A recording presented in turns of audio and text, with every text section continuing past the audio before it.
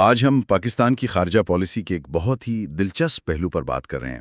یہ کہانی ہے ایک ایسی تبدیلی کی جو ڈرامائی طور پر آئی۔ ذرا سوچیں کہ ایک ملک جس کی تمام تر توجہ ساری دفاعی منصوبہ بندی اس کی زمینی سرحدوں پر مرکوز ہے، اور وہ جیسے بھول ہی گیا ہو کہ اس کے جنوب میں ایک وسیع، گہرا اور اسٹریٹجک اہمیت کا حامل سمندر بھی ہے۔ یہ کہانی ہے کہ کیسے پاکستان کو ایک تلخ تجربے کے بعد آخرکار بحر ہند کی اہمیت کا احساس ہوا۔ اور اس پوری کہانی کو سمجھنے کے لیے ہمارے پاس ڈاکٹر حسن عسکری رضوی کا 1981 کا ایک کمال کا تحقیقی مقالہ ہے، پاکستان اور بحر ہند۔ تو آج ہم یہ جاننے کی کوشش کریں گے کہ آخر وہ کیا وجوہات تھیں جنہوں نے پاکستان کو اپنی سوچ زمین سے سمندر کی طرف موڑنے پر مجبور کیا۔ ایسی شاہراہ جو ایشیا، افریقہ اور آسٹریلیا کو آپس میں جوڑتی ہے، اس کے ساحلوں پر 40 سے زیادہ ممالک آباد ہیں۔ تقریباً 150 سال تک تو اسے مذاق میں برطانوی جھیل بھی کہا جاتا تھا۔ اچھا۔ کیونکہ یہاں ہر طرف برطانوی بحریہ کا ہی راج تھا۔ لیکن جیسے ہی نو آبادیاتی نظام ختم ہوا، یہ پرسکون جھیل اچانک دنیا کی بڑی طاقتوں کے لیے ایک نیا اکھاڑا بن گئی۔ اور اس کی وجہ تو ظاہر ہے قدرتی وسائل ہوں گے۔ بالکل، خلیج فارس کا تیل، عالمی تجارت کے اہم ترین راستے اور سمندر کی تہہ میں چھپے معدنیات، یہ سب کچھ اس سمندر کو انتہائی اہم بنا دیتا ہے۔ تو پھر یہ سوال اور بھی اہم ہو جاتا ہے کہ ایک ملک جس کی اتنی لمبی ساحلی پٹی ہو، اس نے اپنی آزادی کے بعد تقریباً 2 دہائیوں تک 20 سال تک اس سونے کی چڑیا کی طرف دھیان کیوں نہیں دیا؟ یہ بات تھوڑی عجیب لگتی ہے نا؟ دیکھیں، اس کی جڑیں پاکستان کے بالکل شروع کے حالات میں ملتی ہیں۔ جب پاکستان بنا تو اس کے پالیسی سازوں کے ذہنوں پر زمینی خطرات چھائے ہوئے تھے۔ بھارت کے ساتھ تعلقات تو پہلے دن سے ہی کشیدہ تھے۔ 1947 کی تقسیم کے زخم، اثاثوں کا جھگڑا، کشمیر، جوناگڑھ، حیدرآباد، یعنی مسائل کی ایک لمبی فہرست تھی۔ جی، اور پھر دریائی پانی کا تنازع۔ ایک مسئلہ ختم نہیں ہوتا تھا کہ دوسرا شروع ہو جاتا تھا۔ اور ان مسائل کی وجہ سے تو پھر بات صرف سفارتی کشیدگی تک نہیں رہی، جنگیں بھی ہوئیں۔ بالکل، ابتدائی 2 دہائیوں میں 3 بڑی جھڑپیں ہوئیں۔ 1948-49 میں کشمیر پر، پھر اپریل 1965 میں رن آف کچھ میں، اور اس کے فوراً بعد ستمبر 1965 میں ایک بھرپور جنگ۔ تو ساری توانائی، سارا دھیان زمین پر مرکوز تھا۔ ایک طرف بھارت تھا تو دوسری طرف افغانستان کے ساتھ بھی تعلقات کچھ ٹھیک نہیں تھے۔ اچھا، افغانستان کا کیا معاملہ تھا؟ کچھ حصوں پر دعویٰ ایک مستقل سر درد بنا ہوا تھا۔ تو ایسے میں جب آپ کی زمینی سرحدیں محفوظ نہ ہوں تو سمندر کی طرف کون دیکھتا ہے؟ یہ تو بڑی دلچسپ بات ہے۔ یعنی پاکستان کی بحری پالیسی کا انحصار ایک طرح سے برطانیہ کی موجودگی پر تھا۔ کیا یہ کہنا ٹھیک ہوگا کہ یہ ایک قسم کی اسٹریٹجک آؤٹ سورسنگ تھی کہ سمندر کی فکر کوئی اور کر لے گا، ہم اپنی سرحدوں پر دھیان دیتے ہیں؟ آپ نے بالکل صحیح نقطہ اٹھایا ہے۔ یہ ایک طرح کی آؤٹ سورسنگ ہی تھی، اور اس سوچ کی ایک اور گہری وجہ تھی برطانوی ہند کا دفاعی ورثہ۔ برطانوی راج کی پوری فوجی حکمت عملی شمال مغرب سے آنے والے ممکنہ روسی حملے کے خوف کے گرد گھومتی تھی۔ اچھا، خیبر پاس والی بات۔ جی بالکل، ان کی ساری توجہ خیبر پاس پر ہوتی تھی۔ اس پوری حکمت عملی میں بحریہ کا کردار ہمیشہ ثانوی رہا، مطلب ایک سپورٹنگ رول۔ یہی سوچ اور یہی ترجیحات پاکستان کی فوج کو ورثے میں ملی، اور پھر 1950 اور 60 کی دہائیوں میں بحر ہند میں برطانیہ کی موجودگی بہت مضبوط تھی۔ اور پاکستان تو اس وقت سیٹو اور سینٹو کا حصہ بھی تھا۔ بالکل، تو ان دفاعی معاہدوں کی وجہ سے برطانیہ ایک دوست طاقت تھی۔ تو جب آپ کا ایک طاقتور دوست سمندر کی رکھوالی کر رہا ہو تو آپ خود فکر کیوں کریں گے؟ لیکن یہ آرام دہ صورتحال ہمیشہ تو نہیں رہ سکتی تھی۔ دنیا بدل رہی تھی اور برطانیہ کی سلطنت بھی سکڑ رہی تھی۔ پھر آخر وہ کون سا لمحہ تھا جب پاکستان کو احساس ہوا کہ اب سمندر کی فکر خود ہی کرنی پڑے گی؟ وہ لمحہ ایک نہیں بلکہ کئی عالمی واقعات کا نتیجہ تھا۔ سب سے بڑی تبدیلی تب آئی جب برطانیہ نے اعلان کیا کہ وہ سوئس کے مشرق سے اپنی فوجیں واپس بلا رہا ہے۔ یہ ایک بہت بڑا اعلان تھا۔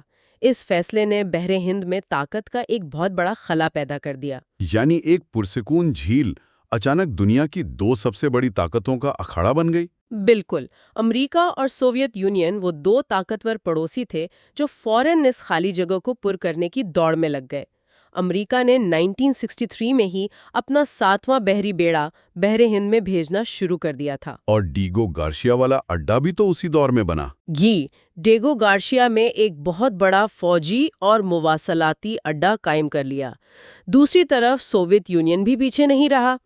1966 میں اس کے جنگی جہاز بھی بحر ہند میں نظر آنے لگے اور دیکھتے ہی دیکھتے اس خطے میں دونوں سپر پاورز کی بحری موجودگی بہت زیادہ بڑھ گئی۔ اور ظاہر ہے جب بڑی طاقتیں کسی خطے میں دلچسپی لیتی ہیں تو وہاں کی مقامی طاقتیں بھی خاموش نہیں بیٹھتی۔ بھارت کا کیا کردار تھا اس سب میں؟ آپ صحیح کہہ رہے ہیں۔ بھارت نے اس صورتحال کو ایک موقع کے طور پر دیکھا۔ اس نے خطے میں ایک قائدانہ کردار ادا کرنے کی خواہش کا کھل کر اظہار کیا۔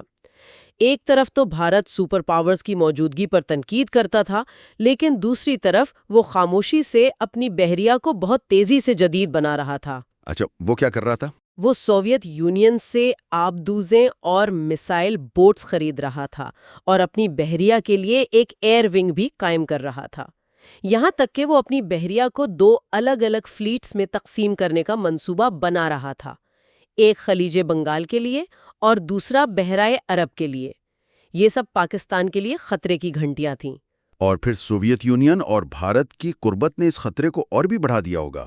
یہ تو پاکستان کے لیے ایک ڈراؤنے خواب کی طرح ثابت ہوا ہوگا۔ جی، یہ اس کہانی کا فیصلہ کن موڑ تھا۔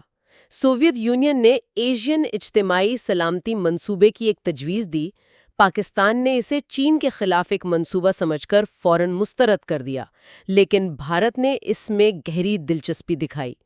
ان دونوں کی بڑھتی ہوئی دوستی کا نتیجہ اگست 1971 میں ہند سوویت دوستی کے معاہدے کی شکل میں سامنے آیا۔ اس معاہدے نے پاکستان کے بدترین خدشات کو حقیقت کا روپ دے دیا۔ تو 1971 کی جنگ ایک تلخ سبق تو تھی، لیکن یہ صرف ایک فوجی شکست نہیں تھی۔ یہ پاکستان کے قومی سلامتی کے پورے نظریے پر ایک سوالیہ نشان تھا۔ ایک ملک جو خود کو ہمیشہ زمینی قلعہ سمجھتا تھا، اسے اچانک احساس ہوا کہ اس کی دیواریں سمندر سے کتنی کھوکھلی ہیں۔ اس احساس نے پالیسی کو کیسے بدلا؟ یہ صرف ایک احساس نہیں تھا، یہ ایک شدید جھٹکا تھا۔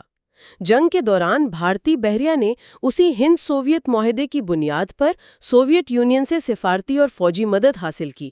انہوں نے مشرقی پاکستان کی کامیاب سمندری ناکہ بندی کی، جس سے وہاں پاکستانی فوج کو رسد پہنچنا ناممکن ہو گیا۔ صحیح۔ اس کے ساتھ ہی انہوں نے کراچی کے بندرگاہ پر بھی حملہ کیا اور پاکستانی بحریہ کو بھاری نقصان پہنچایا۔ یہ وہ لمحہ تھا جب پاکستان کو پہلی بار اپنی سمندری کمزوری کا شدید اور تکلیف دہ احساس ہوا۔ 1971 کے بعد پاکستان کی پالیسی میں ایک بنیادی تبدیلی آئی۔ اب بحر ہند کو نظر انداز کرنا ممکن نہیں تھا۔ اس جھٹکے کے بعد، اس ویک اپ کال کے بعد سوچ میں کیا تبدیلی آئی؟ کیا یہ صرف فوجی سطح پر تھی یا اس سے بھی گہری تھی؟ یہ تبدیلی بہت گہری تھی۔ اس وقت کے وزیر اعظم نے 1976 میں ایک بیان دیا جو اس نئی سوچ کی مکمل عکاسی کرتا ہے۔ انہوں نے کہا، بحر ہند پر کنٹرول یا اس کی آزادی مستقبل کا سب سے اہم مسئلہ بننے جا رہی ہے۔ واو! یہ زمینی مسائل سے بھی زیادہ اہم ہے، کیونکہ اگر کسی نے بحر ہند پر کنٹرول حاصل کر لیا تو زمینی مسائل خود بخود حل ہو جائیں گے۔ یہ تو پچھلی پالیسی سے بالکل 180 ڈگری کا ٹرن ہے۔ بالکل۔ اب پاکستان کو دوہرے خطرے کا سامنا تھا۔ ایک طرف سپر پاورز کی آپسی دشمنی اور دوسری طرف بھارت جیسے علاقائی طاقتوں کے عزائم۔ تو اس نئی اور پیچیدہ صورتحال سے نمٹنے کے لیے کیا حکمت عملی اپنائی گئیں؟ ظاہر ہے صرف دفاعی سوچ کافی نہیں تھی، سفارتی سطح پر بھی کچھ کرنا پڑا ہوگا۔ بالکل۔ پاکستان نے سفارتی محاذ پر ایک بہت فعال کردار ادا کرنا شروع کیا۔ اس نے بحر ہند کو امن کا خطہ یعنی زون آف پیس بنانے کی تجویز کی بھرپور حمایت کی۔ یہ تجویز 1971 میں سری لنکا نے اقوام متحدہ میں پیش کی تھی اور پاکستان اس کے سب سے بڑے حامیوں میں سے ایک تھا۔ اچھا، پاکستان اس حوالے سے قائم کی گئی خصوصی کمیٹی کا رکن بھی بنا۔ تو یہ ایک طرح سے چھوٹے ملکوں کی کوشش تھی کہ وہ بڑی طاقتوں کو کہہ رہے تھے کہ پلیز ہمارے گھر کے سامنے لڑائی نہ کریں۔ جی بالکل، یہی مقصد تھا۔ اس کے ساتھ ہی جب بھارت نے 1974 میں ایٹمی دھماکہ کیا تو پاکستان نے جنوبی ایشیا کو ایٹمی ہتھیاروں سے پاک خطہ قرار دینے کی تجویز بھی پیش کی تاکہ خطے کو مزید عدم استحکام سے بچایا جا سکے۔ لیکن 70 کی دہائی کے آخر میں 2 ایسے واقعات ہوئے جنہوں نے ان تمام سفارتی کوششوں پر پانی پھیر دیا۔ اور وہ یقیناً ایران اور افغانستان کے واقعات ہوں گے۔ ایسا لگتا ہے کہ جب بھی خطے میں استحکام کی کوئی کوشش ہوتی ہے، کوئی نہ کوئی نیا طوفان آ جاتا ہے۔ آپ نے صحیح پہچانا۔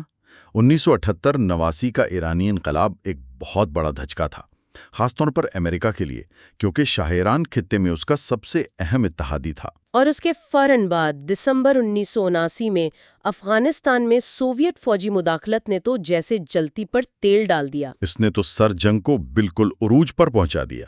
جی، اس کے جواب میں امریکی صدر نے مشہور کارٹر ڈاکٹرائن پیش کیا، جس میں صاف صاف کہا گیا کہ خلیج فارس پر کسی بھی بیرونی طاقت کے کنٹرول کی کوشش کو امریکہ اپنے مفادات پر حملہ سمجھے گا اور اسے روکنے کے لیے فوجی طاقت بھی استعمال کرے گا۔ بالکل، اسی مقصد کے لیے ایک ریپڈ ڈپلائمنٹ فورس بھی بنائی گئی۔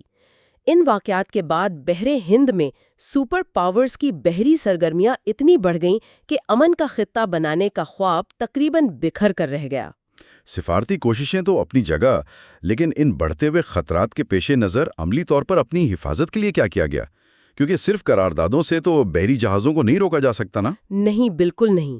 ٹھوس اقدامات بھی کیے گئے۔ دفاعی سطح پر 1971 کے تجربے کی روشنی میں پوری دفاعی حکمت عملی کا آسرنو جائزہ لیا گیا۔ 1976 میں پہلی بار joint chiefs of staff committee کا ادارہ قائم کیا گیا۔ اچھا، اس کا کیا مقصد تھا؟ اس کا مقصد تینوں مسلح افواج، بری، بحری اور فضائی کے درمیان بہتر رابطہ اور مشترکہ منصوبہ بندی کو یقینی بنانا تھا۔ یہ ایک بہت بڑی تبدیلی تھی۔ اور خاص طور پر بحریہ کی تنظیم نومی میں کیا تبدیلیاں کی گئیں؟ ایک بہت اہم اور علامتی قدم یہ تھا کہ بحریہ کے ہیڈ کوارٹر کو کراچی سے دارالحکومت اسلام آباد منتقل کیا گیا، تاکہ بحریہ بھی ملک کے دفاعی فیصلہ سازی کے مرکز میں شامل ہو سکے۔ صحیح۔ اور اس کے علاوہ 1972 میں نیوی کا اپنا ایئر ونگ قائم کیا گیا تاکہ وہ سمندر کی سطح، گہرائی اور فضا تینوں جہتوں میں مؤثر طریقے سے کام کر سکے۔ ان سب اقدامات کا بنیادی مقصد اپنی تجارتی اور تیل کی سپلائی لائنز کو محفوظ بنانا تھا، کیونکہ پاکستان کی معیشت کا پورا انحصار اسی سمندری راستے پر ہے۔ یہ تو ہوا دفاعی پہلو، لیکن سمندر تو ایک بہت بڑا معاشی اثاثہ بھی ہے۔ کیا اس طرف بھی کوئی توجہ دی گئی؟ جی، اور یہ تبدیلی کا ایک بہت اہم حصہ تھا۔ پاکستان نے بین الاقوامی سطح پر 200 ناٹیکل مائل کے خصوصی اقتصادی زون یعنی ایکسکلوسیو اکنامک زون کے تصور کی بھرپور حمایت کی۔ اس کا کیا مطلب ہوتا ہے؟ اس قانون کے تحت ساحلی ملک کو اپنے ساحل سے 200 میل تک کے سمندری علاقے میں موجود تمام قدرتی وسائل جیسے مچھلی اور معدنیات پر مکمل حق حاصل ہو جاتا ہے۔ پاکستان نے اس موقع سے بھرپور فائدہ اٹھایا اور اپنی ماہی گیری کی صنعت کو ترقی دینے پر توجہ مرکوز کی۔ اور اس کے نتائج کیسے رہے؟ کیا یہ صرف کاغذی منصوبے تھے یا حقیقی ترقی بھی ہوئی؟ نہیں، نتائج حیران کن تھے۔ اعداد و شمار خود کہانی سناتے ہیں۔ 1974 میں پاکستان میں مچھلی کا کل شکار تقریباً 1,69,000 ٹن تھا۔ صرف 5 سال بعد 1978-79 تک یہ مقدار بڑھ کر 2,94,000 ٹن ہو گئی۔ یہ تقریباً دگنا اضافہ ہے۔ واہ! اسی طرح مچھلی کی برآمد سے حاصل ہونے والا زر مبادلہ 1971-72 میں صرف 111 ملین روپے تھا، جو 1978-79 تک بڑھ کر 461 ملین روپے سے بھی زیادہ ہو گیا۔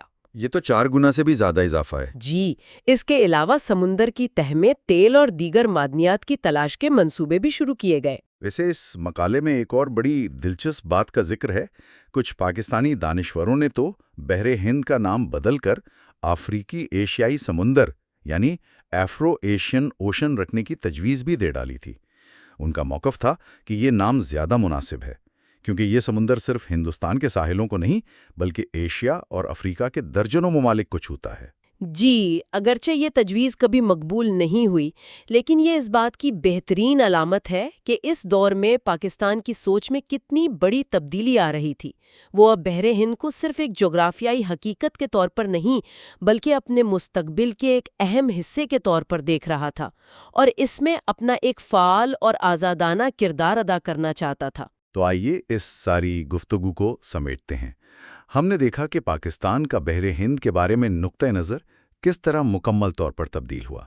یہ ایک ایسے ملک کا سفر ہے جو اپنی زمینی سرحدوں کے خول میں بند تھا، اور پھر ایک تلخ حقیقت نے اسے مجبور کیا کہ وہ باہر نکل کر سمندر کی بے پناہ اسٹریٹجک اور معاشی اہمیت کو تسلیم کرے۔ یہ محض ایک پالیسی کی تبدیلی نہیں تھی، یہ قومی سلامتی کے پورے تصور کی توسیع تھی، زمین سے سمندر تک۔ آپ نے بالکل درست خلاصہ کیا، اور جاتے جاتے سامعین کے لیے ایک سوچ انگیز سوال چھوڑتے ہیں۔ یہ مقالہ 1981 میں لکھا گیا تھا۔ اس وقت دنیا سرد جنگ کی گرفت میں تھی، اور بحر ہند کو درپیش خطرات زیادہ تر فوجی نوعیت کے تھے۔ سپر پاورز کی بحری بیڑے، علاقائی طاقتوں کے عزائم۔ صحیح۔ آج کی دنیا بہت مختلف ہے۔ آج بحر ہند کو درپیش چیلنجز میں بحری قضاء کی، موسمیاتی تبدیلی سے سمندر کی سطح کا بلند ہونا، ماہی گیری کے وسائل کی کمی اور نئی اقتصادی راہداریوں کی سیاست جیسے مسائل شامل ہیں۔ بالکل مختلف چیلنجز ہیں۔ حسن عسکری رضوی آج یہ مقالہ لکھ رہے ہوتے تو وہ ان نئے چیلنجز کی روشنی میں پاکستان کی پالیسی کا تجزیہ کیسے کرتے؟ ایک بہترین سوال جو ہمیں اس خطے کے پیچیدہ حال اور غیر یقینی مستقبل کے بارے میں مزید گہرائی سے سوچنے پر مجبور کرتا ہے۔ اس کے ساتھ ہی آج کی گفتگو یہی ختم ہوتی ہے۔